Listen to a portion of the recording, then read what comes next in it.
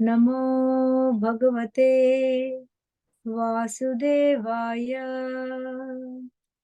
ॐ नमो भगवते वासुदेवाय। ॐ नमो भगवते वासुदेवाय। जय श्री कृष्ण। टेक्स्ट 16। राज्ञो हि परमो धर्मः स्वधर्मस्थानुपालनम् शाश्वतोऽन्यान्यशा शास्त्रमना पद्युत्पथानिह। Hare Krishna, please accept my humble obeisances. All glories to Srila Prabhupada. Text 16 translation. The supreme duty of the ruling king is to give all protection to law abiding persons and to chastise those who stray from the ordinances of the scriptures in ordinary times when there is no emergency. धर्म उवाच एतद्व पाण्डवेयानां युक्तमार्तभयं वचः येषां गुणैः कृष्णो दौत्यादौ भगवान् कृतः। The personality of religion said, "These words just spoken by you befit a person of the Pandava dynasty. Captivated by the devotional qualities of the Pandavas, even Lord Krishna, the personality of Godhead, performed duties as a messenger." न वयं क्लेशबीजानि यतः स्युः पुरुषर्षभ पुरुषं तं बीजानिमो वाक्यभेदा विमोहिताः। O greatest among human beings, it is very difficult to ascertain the particular miscreant who has caused our sufferings, because we are bewildered by all the different opinions of theoretical philosophers.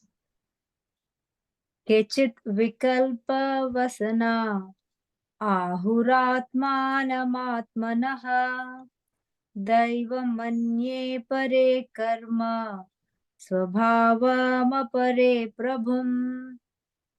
Some of the philosophers who deny all sorts of duality declare that one's own self is responsible for his personal happiness and distress.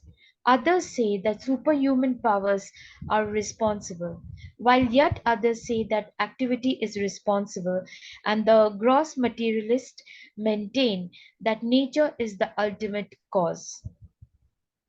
अप्रत्यक्ष्यार्धनिर्देश्या दितिकेष्वपि निश्चयः अत्रानुरूपं रूपं राजर्षे विमृश स्वमनीषया। There are also some thinkers who believe that no one can ascertain the cause of distress by argumentation, nor know it by imagination, nor express it by words.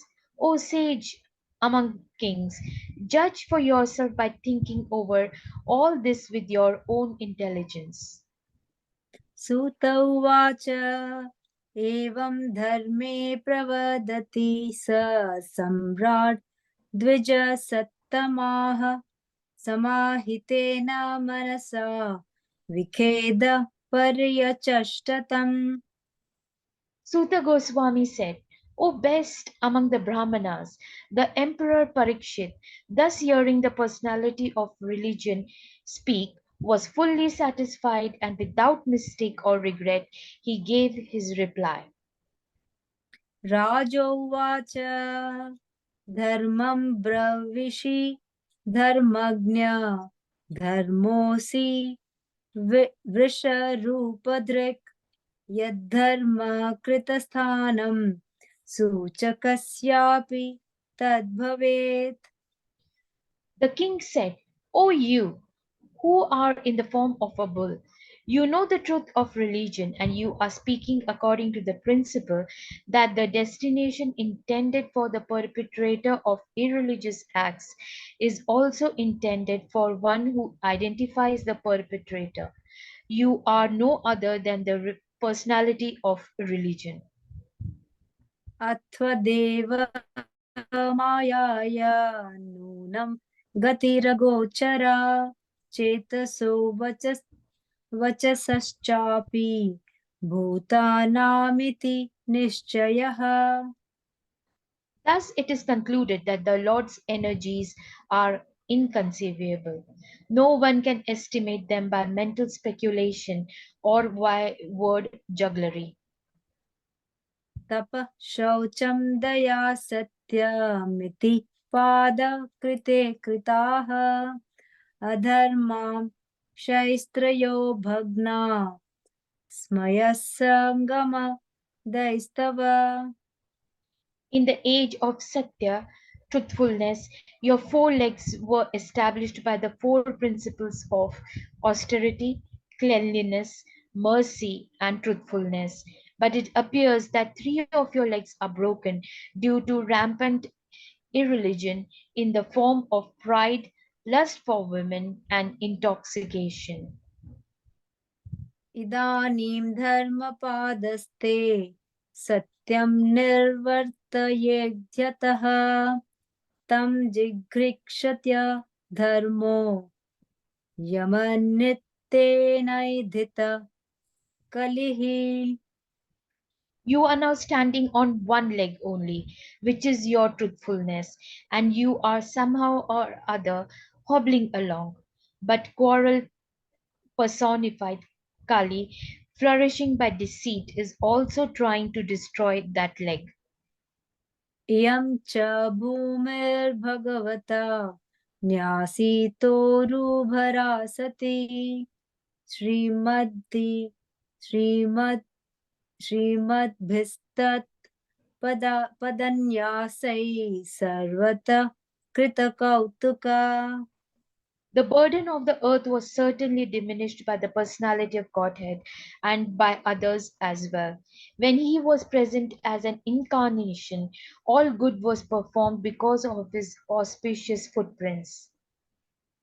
शोचत्या Sadhvi दुर्भगे वोग्यता Sati अब्रह्मण्य निपव्याजा शूद्रा भोक्ष्यन्ति मामिति. Now she, the chaste one, being unfortunately forsaken by the personality of Godhead, laments her future with tears in her eyes, for now she is being ruled and enjoyed by lower class men who pose as rulers. इति धर्मं महिं चैव सान्त्वयित्वा महारथः निशातमाददे खङ्गम् कलयेद्धर्महेतवे. Mataji, could you put up the screen, please? Maharaja Parikshit, who could fight 1,000 enemies single handedly, thus pacified the personality of religion and the earth. Then he took up his sharp sword to kill this personality of Kali, who is the cause of all irreligion. तं जिह्वां सुमभिप्रेत्य विहाय नृपलाञ्छनम् तत्पादमूलं शिरसा समगाद भयविह्वलः. When the personality of Kali understood that the king was willing to kill him, he at once abandoned the dress of a king and, under pressure of fear, completely surrendered to him, bowing his head. पतितं पादयोर्वीर कृपया दीनवत्सलः शरण्यो नावधिच्छल्लोक्य आह चेदं हसन्निव. Maharaj Parikshit, who was qualified to accept surrender and worthy of being sung in history, did not kill the poor surrendered and fallen Kali, but smiled compassionately, for he was kind to the poor. Hare Krishna. Hare Krishna, Hare Krishna, Krishna Krishna, Hare Hare, Hare Rama, Hare Rama, Rama Rama, Hare Hare. Thank you, Mataji. Thank you so much.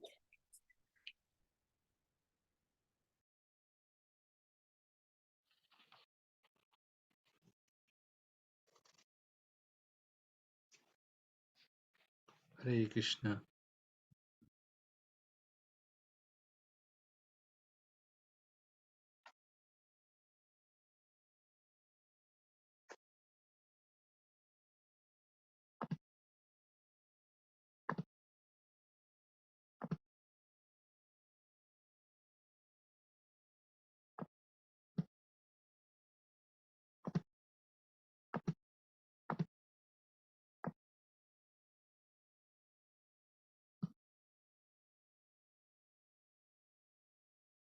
Om Namo Bhagavate Vasudevaya.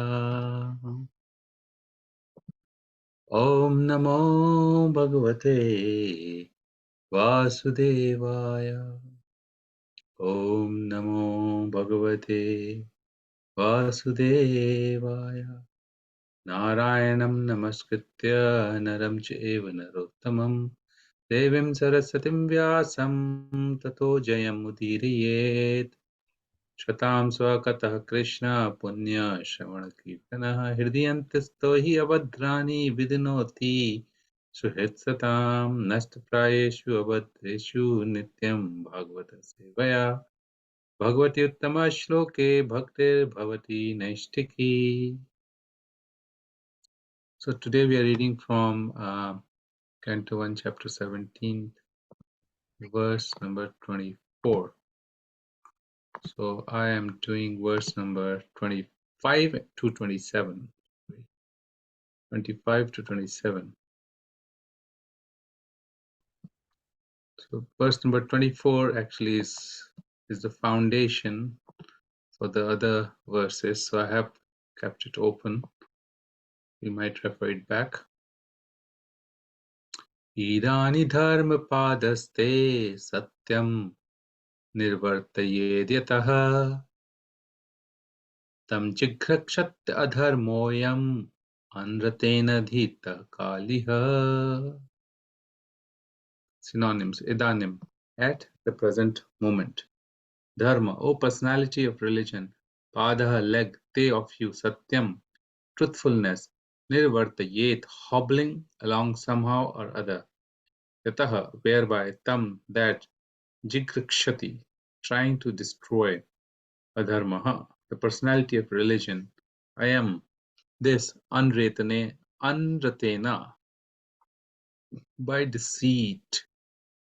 Editaha, flourishing. Kaliha, quarrel personified. Translation and purport by His Divine Grace Srila Prabhupada. You are now standing on one leg only, which is your truthfulness.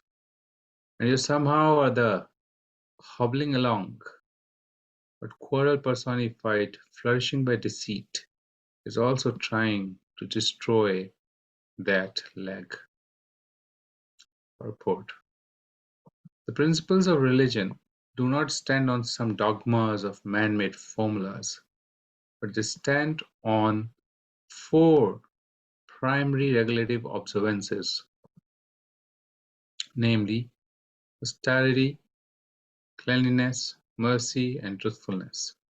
The mass of people must be taught to practice these principles from childhood.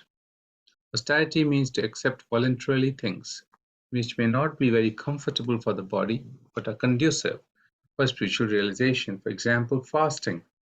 Fasting twice or four times a month is a sort of austerity which may be voluntarily accepted for spiritual realization only, and not for any other purposes, political or otherwise.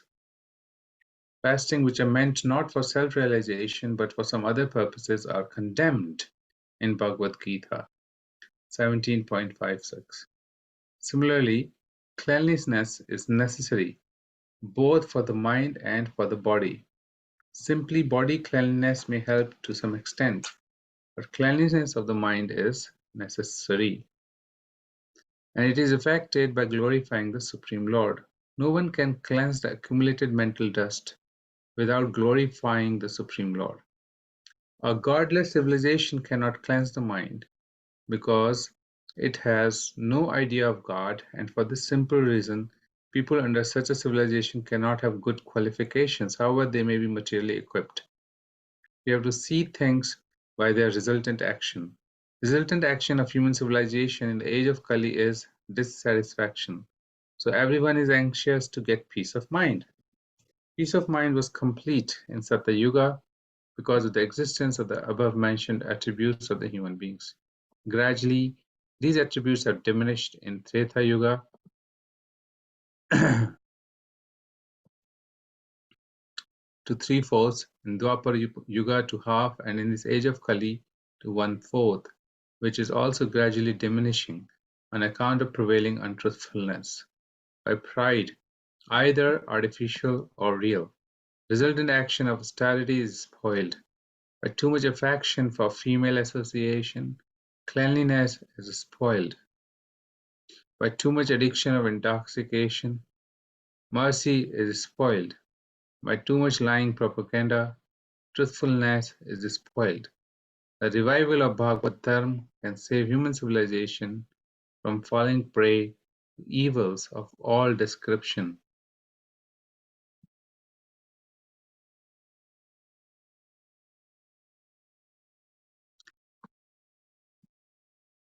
Verse number 26. Iyam cha bhumir bhagavata न्याष्टोरी भरासति श्रीं श्रीमद्भिस्तत्पदन्यासः सर्वतः कृतकौतुकाः. Translation. The burden of the earth was certainly diminished by the personality of Godhead and by others as well. When he was present in an incarnation, all good was performed because of his auspicious footprints. Number 27. सोचति अश्रुकला Sadhvi दुर्भाग्यवोज्झितः सति अब्रह्मण्यनिरपव्याजाः शूद्रा भोक्षयन्ति माम् iti. Translation and purport. Now she, the chaste one, being unfortunately forsaken by the personality of Godhead, laments for her future with tears in her eyes. For now she is being ruled and enjoyed by lower class men who pose as rulers. Purport. The Kshatriya, or the man who is qualified to protect the sufferers, is meant to rule the state. Untrained lower class men or men without ambition to protect the sufferers cannot be placed on the seat of an administrator. Unfortunately, in the age of Kali, the lower class men without training occupy the post of ruler by strength of popular votes. And instead of protecting the sufferers, such men create a situation quite intolerable for everyone. Such rulers illegally gratify themselves at the cost of all comforts of the citizens, and thus the chaste Mother of Earth cries to see the pitiable condition of her sons, both men and animals. That is the future of the world in the age of Kali, when irreligiosity prevails most prominently. In the absence of a suitable king to curb irreligious tendencies, educating the people systematically in the teaching of Srimad Bhagavatam will clear up the hazy atmosphere of corruption, bribery, blackmailing, etc. Om Jnanam Timrindasya Jnananjana Chakshurunmilitam Yena Tasmai Shri Guruve Namaha. श्रीचैतन्यमनोभीष्टं स्थापितं येन भूतले स्वयं रूपकदा मह्यं ददाति स्वपदान्तिकम्. वन्देऽहं श्रीगुरो श्रीयुतापदकमलं श्रीगुरुं वैष्णवांश्च श्रीरूपं साग्रजातां सहगना रघुनाथान्वितं तं सजीवम् साद्वैतं सावधूतं परिजनसहितं कृष्णचैतन्यदेवं श्रीराधाकृष्णपदां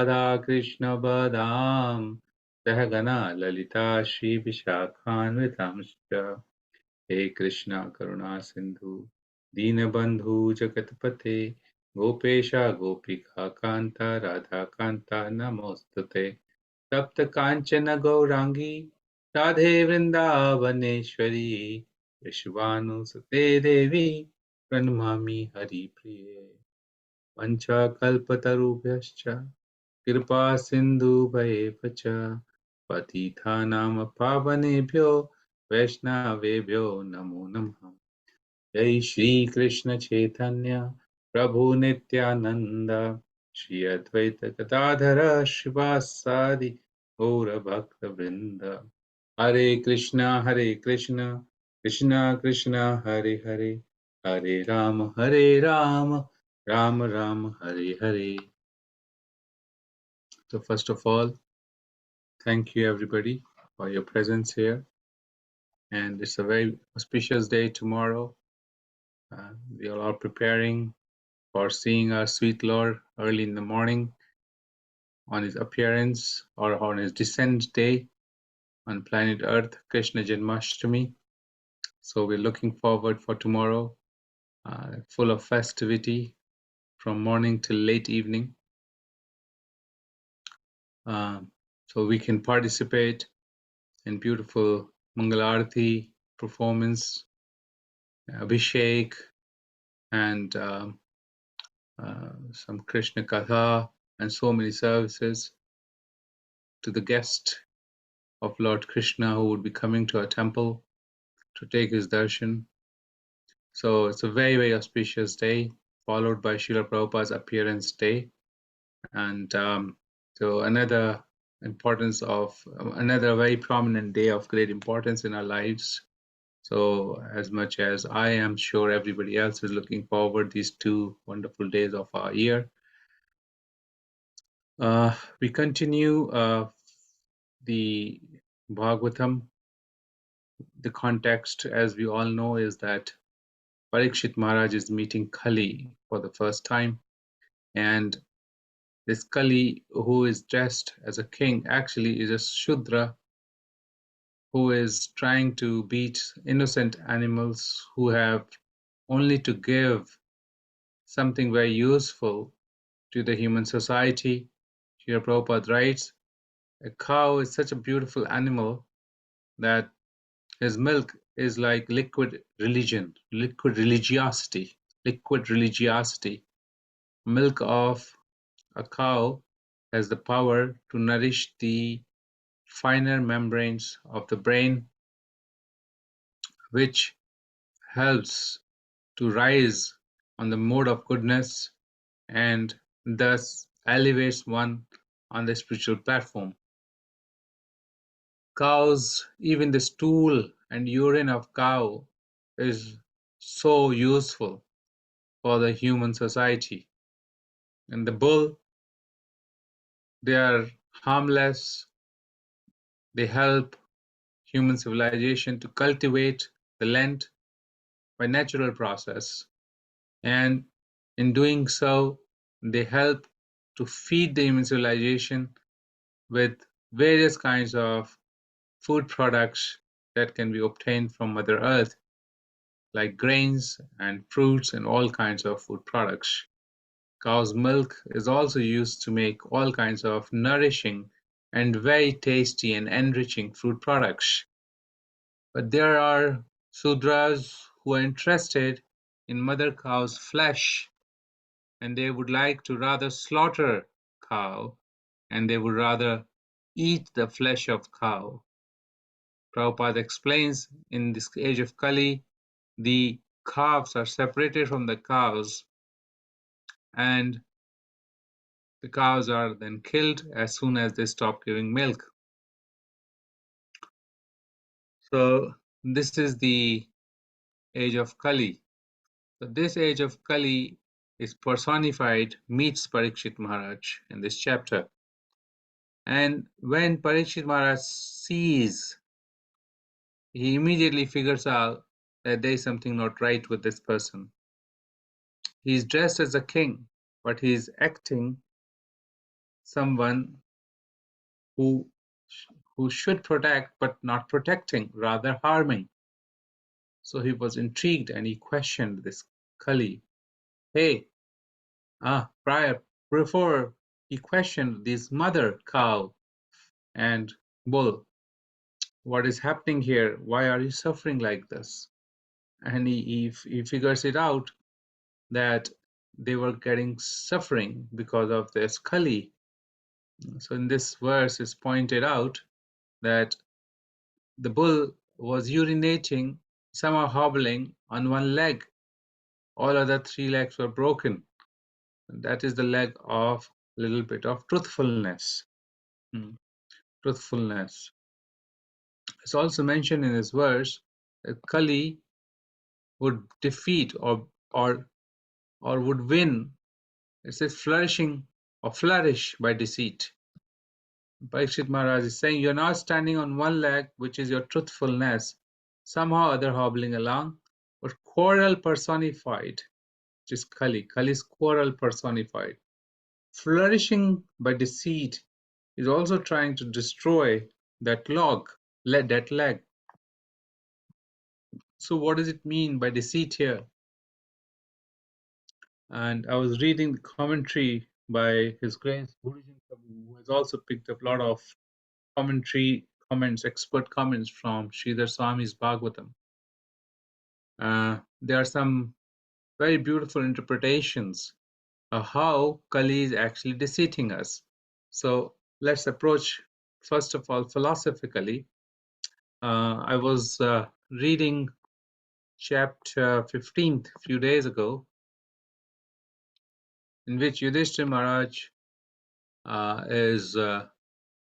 has sent Arjun to Dwarika, and he has not come back for 7 months. And Yudhishthira Maharaj is now very anxious to know what's not right, and he actually gets very, very inauspicious signs. He found that auspicious animals like cows were going from his left side. He found that um, animals like donkey, they are circumambulating him. He found that animals like dogs are barking at him without any fear. There were dust in the air rising to the sky. He found many jackals are howling and firing from their mouth, or fire is coming out of their mouth. People are taking to very sinful ways of living and deceitful ways of living. Untruthfulness and religiosity is increasing. Those who are protecting are not protecting, etc. So he was informed by Narad Muni that there's a possibility of that Lord Krishna's time to unwind his pastimes or fold up his pastimes is coming soon. So I started to think like that, and when Arjun comes, he asks many questions to Arjun about Dwarika, about Krishna's well-being, about all the relatives of Krishna. And then finally, he asks Arjun that, are you so sad because your good friend Krishna, he has disappeared?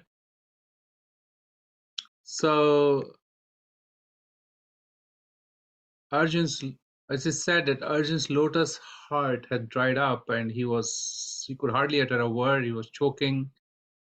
He was remembering how Krishna was his intimate friends, and all the powers that he has was because of Krishna. And his separation, even for a moment, was making the universe unfavorable and void. So in this way, he was remembering Lord. And then further on, there's a verse where there's an explanation. I'll just come to that verse quickly.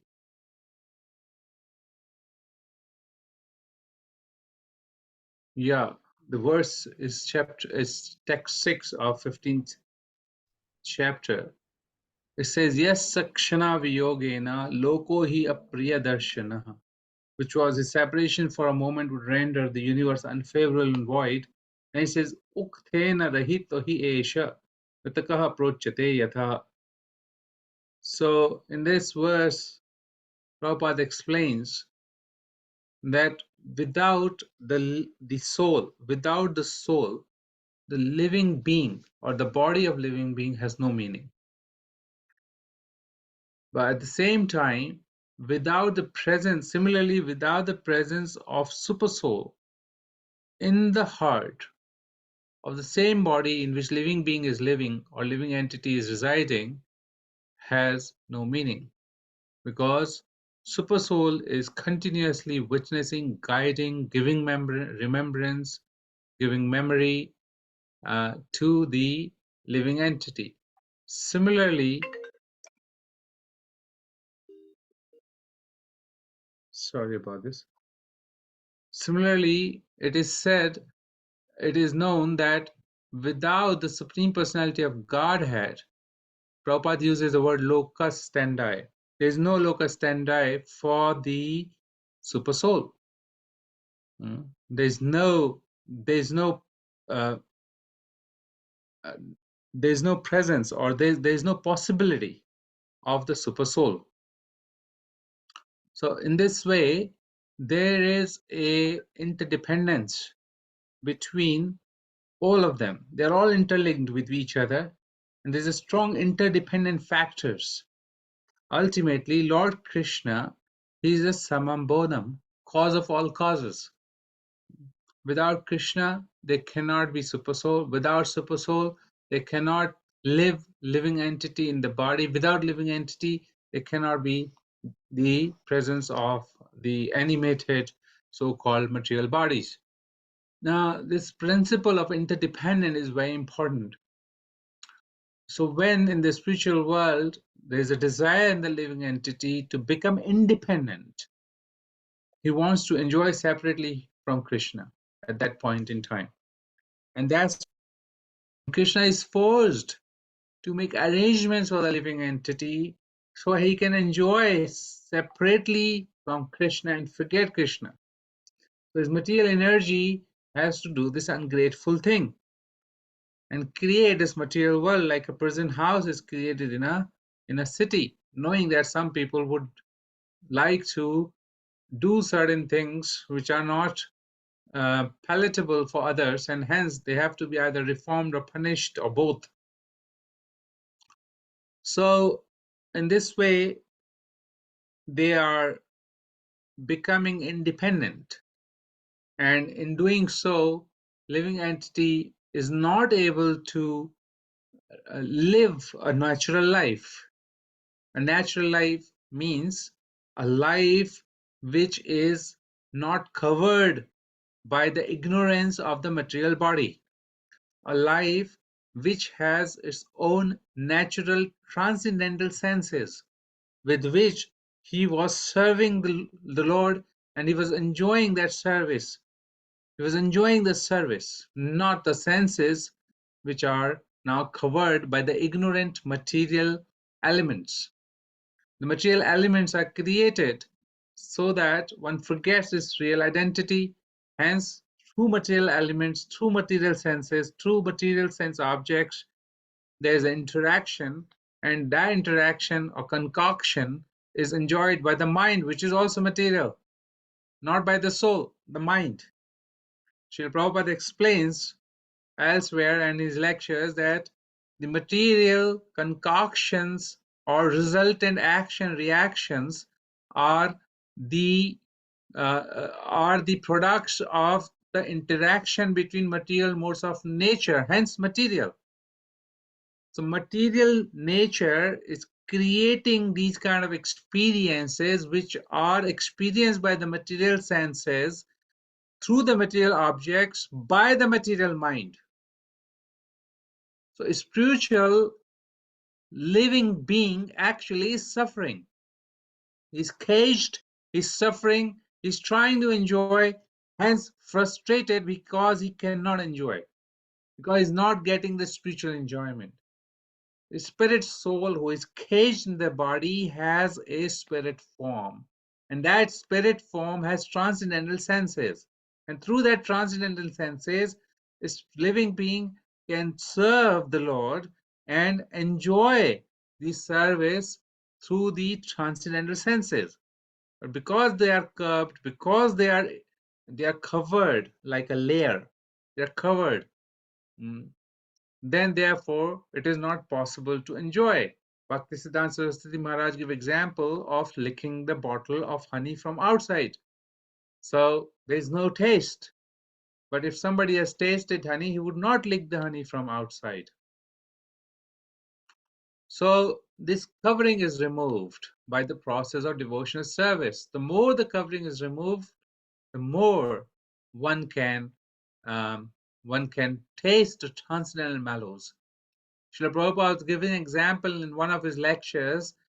If you put a cloth, a layer of cloth on the tongue, and then a gulab jamun is given, and that the layer of cloth is as tight as like rain raincoat, so no juice will come to the tongue.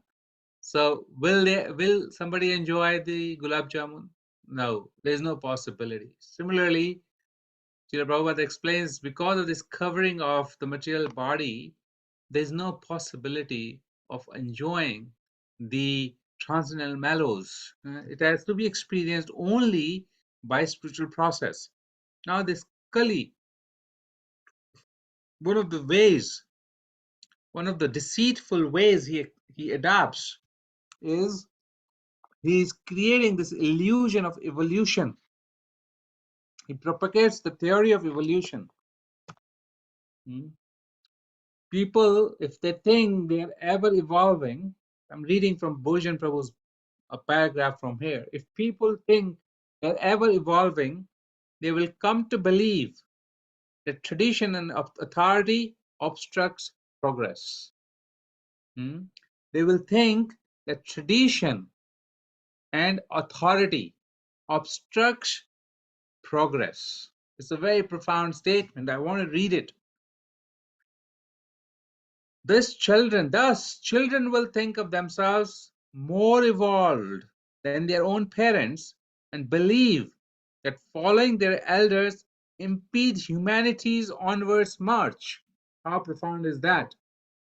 So, when a child is following the parents' tradition, culture, he would progress. He will be enriched.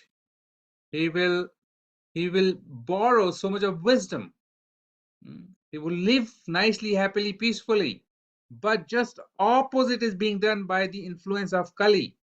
The child believes that for him to progress, tradition and authorities are obstructions in his progress. And for him to be evolved, to progress, he should not believe and follow the parents and their traditions. So, next line. Kali also foments unbearable, continuous quarrel and dissension to break apart honored traditions and social structures. And since choosing enjoyment over duty and mastership over submission appears more convenient, Kali found himself, even in Maharaj Parikshit time, preaching to the half-converted. So, somehow or the other, this Kali has this propensity to create quarrel and dissensions. And therefore, this Kali creates a sense of false enjoyment over duty and mastership over submission. Then people will feel very happy because of this dissension. So that was one part. The other part, which is very important part, what Kali's job is deceits. How does he How does he apply his deceit?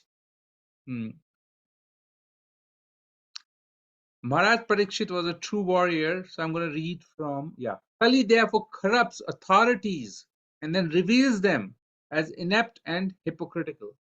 The people, those who are in authoritative positions, authority is not a bad word, but has been utilized badly. Authority means protective. Person who protects is the authority. Who provides is the authority. Who teaches is the authority.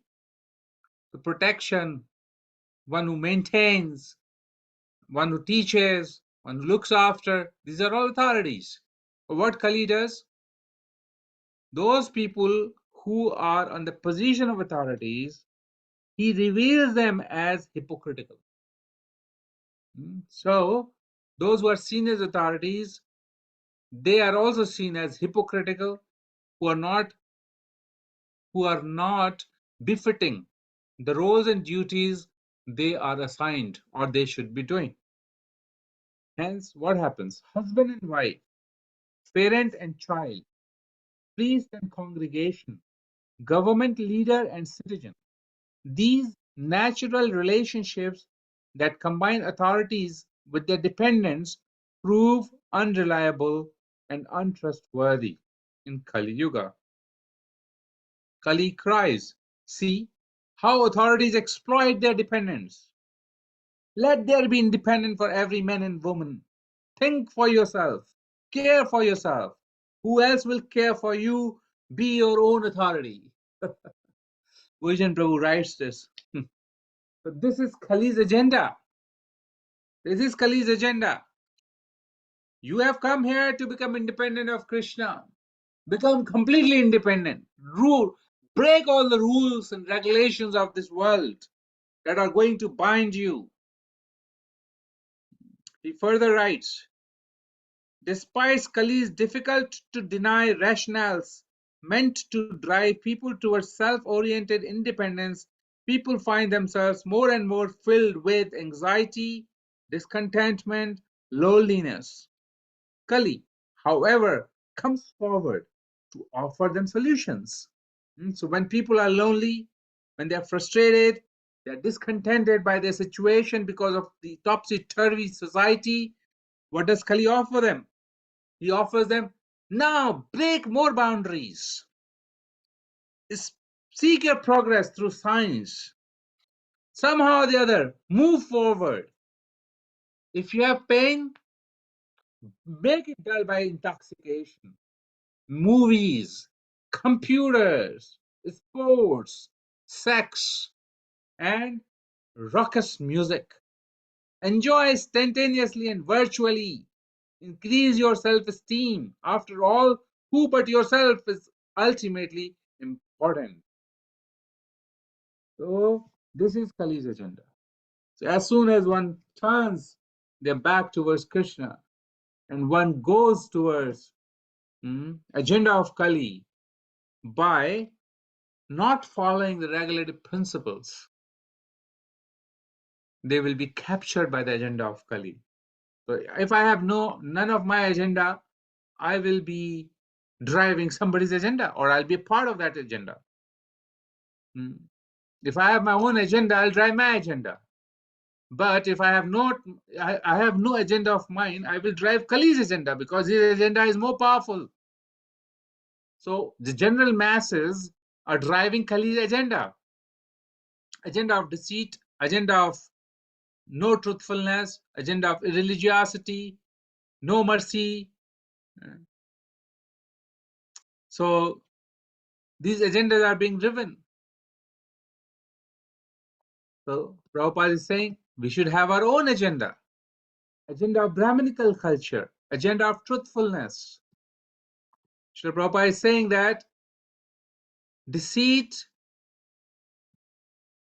and criminality cannot be eradicated in this society. But one thing can do that. One thing. And he specifically mentions here, he's saying the future of the world in the age of Kali, when irreligiosity prevails most prominently in the absence of a suitable king, to curb religious tendencies, educating the people systematically in the teachings of Srimad Bhagavatam will clear up the hazy atmosphere of corruption, bribery, blackmail, etc. So, the Brahminical culture stands on truthfulness, stands on samadhama, sama, tolerance, truthfulness, shaucham, cleanliness, cleanliness of mind and cleanliness of the body. Cleanliness of the body can be achieved by bathing, but cleanliness of mind, how will one achieve that when everything else is so unclean? Everything else is so colored by untruthfulness, by selfish motives and desires. Hmm? Those who are approaching you as a general mass, that they are your protectors, are actually, in factual way, they are harming you, trying to get more out of you in forms of taxes, in forms of commitments, in forms of all kinds of deceit. So, how will this stop? Therefore, the Bhagavad Dharma, if established, hmm, what is the solution? Solution is that if we establish this Bhagavad Dharma, we hear Srimad Bhagavatam, we'll naturally develop the Brahminical qualities. Once we develop these Brahminical qualities, truthfulness will come, because ultimate truth would be understood. That is Satyam Param Dhimahi. That Brahman means Brahma Janati iti Brahmana, one who knows Brahma, one who knows absolute truth. So to approach that absolute truth, who is so pure, so clean, one has to be so pure and so clean. And Prabhupada gave these four regulative principles, just four regulative principles. And you can defeat Kali with the help of Srimad Bhagavatam and following the four regulative principles of religiosity. We can no meat eating, no intoxication, no gambling, no illicit sex. Prabhupada says that this is done by animals also. So human beings, for them, austerity is important. And he's pointed out, just fast for a couple of days. He's pointing out Ekadashis or fasting days of the appearances of the Lord, Acharyas. We can fast, and it will help economically so much. If everybody fasts for 3 days, what change will that bring to the stock of food or food grains in the world? A huge change. So economically, spiritually beneficial. So a little bit of austerity, not that you are performing some 10,000, 60,000, 50,000 years of tapasya. No, just a little bit of austerity. And what has to be done along with that austerity? You follow the principles, regulative principles, and you worship Krishna. Read Srimad Bhagavatam, chant holy names of the Lord, and this way a beautiful life, not only when we leave the body, a beautiful life now, here and now, when we are in these bodies, can be experienced, the joy, the happiness. Hmm? Prabhupada says that living entity is not able to enjoy because he's not getting that real happiness. But in spiritual life, even somebody has just joined new in the culture of spirituality would experience transcendental joy. When that taste comes, his firm faith comes in him, and he starts with determination, he's able to progress in the spiritual life. So that's the only way to actually defeat the influence of Kali. Srila Prabhupada's books, which are in the form of Srimad Bhagavatam, and so many other books, they're profound. If we read deeply and get into these books, and they can save us. They can save us. Prabhupada says, I was hearing a lecture this morning, those devotees or those who are in Vrindavan, they will have a great benefit. But those who are devotees, of course, great. But those who have come here but still doing some sort of sinful activities, their sinful reactions will be diminished because the influence of Vrindavan will work. And then if they're still not reforming, they may have to take birth again like a dog or some lower animal species, and then they can be awarded uh, the next spiritual destination. But Prabhupada is saying, why? Why should even one get to the point of getting a lower species life in Vrindavan? He's saying just become truthful. He's saying that truthful means truthful every time. Not that my interest is gone, then I will become untruthful. No. Even to the enemy, a truthful person would say just truth, even though it is not going to be in his favor. Because this is the Brahminical quality, it's the Brahminical culture. So he's talking about that kind of culture. So it's 20:35. I'll stop here. If there's any question, comment, maybe we can take that. Hare Krishna.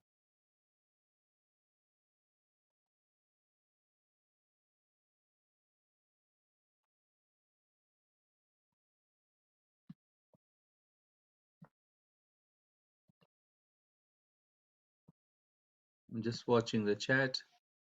Okay. I think everybody's looking for tomorrow.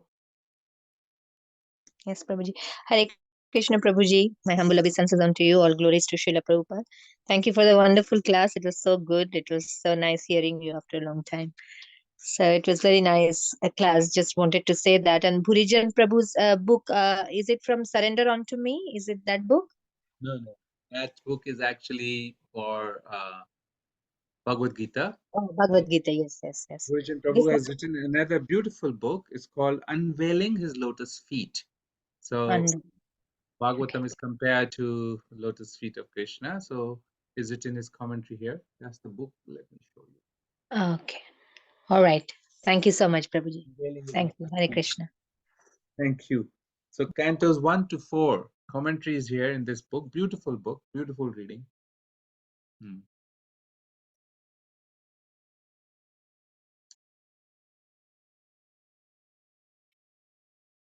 If you haven't got much, I would let everybody prepare for Janmashtami, prepare that consciousness that we can greet the Lord.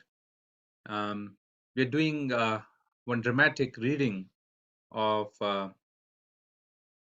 appearance of Lord Krishna on tomorrow with children, and there's beautiful. Maybe 1-2 minutes. I'll maybe a lot of you already know about it, but I'll see if I can quickly tell you this little story, which is actually explained by Srila Jiva Goswami. The how Krishna has taken birth at two places at the same time. It's quite an interesting incident. So basically, Yashoda Mai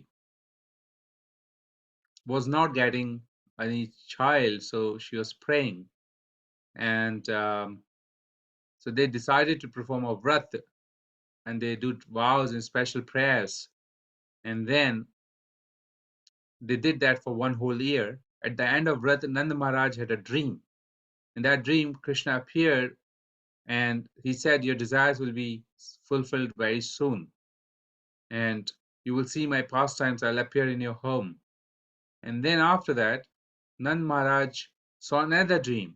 He saw a beautiful baby boy with a bluish complexion moving in the sky, and then he saw a girl with a golden hued complexion, and them two entered into Nand Maharaj's heart, and they came out of his heart and entered into the womb of Yashodamai. So hearing this news that Yashodamai is pregnant, everybody celebrated. Everybody celebrated.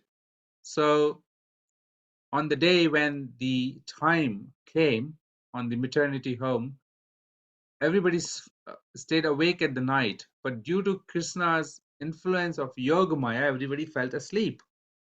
And Yashoda Mai, in that stage, gave birth to, to beautiful baby boy Krishna, who is Swam Bhagwan, the Supreme Personality of Godhead. Exactly at the same time, when Yashoda Mai gave birth to Krishna in Vrindavan, in Mathura, Devaki gave birth to this very special child, which was four-armed form, Vishnu form. And then, by the order of Krishna in Mathura, Vasudeva brought this child to Vrindavan. And when that child came to Vrindavan, the Vishnu form of Krishna actually merged with the two-end form of beautiful Krishna boy, baby boy, because all the parts and parcels and expansion of Krishna goes and merged back. So merged, and then Vasudev picked up the baby girl from Yashoda Mai and then came back to Mathura. This way, Lord Krishna's birth took place. And it was interesting read. It's mentioned in Gopal Champu, I think, yes.